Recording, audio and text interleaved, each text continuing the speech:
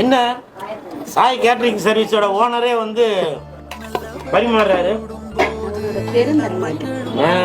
தங்கச்சி சொல்றாங்க அவரோட பெருந்தன்மை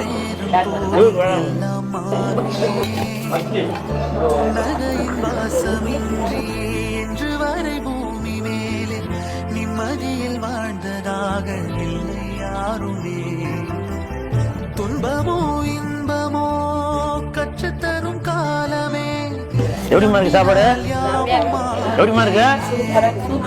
புண்ணியம் எல்லாமே அந்த செஃப் வினோத் சாருக்கு தான் போயிடும். கை விடுமா? சூப்பர். வத்த குழம்பு மாமனாருக்கு வத்த குழம்பு.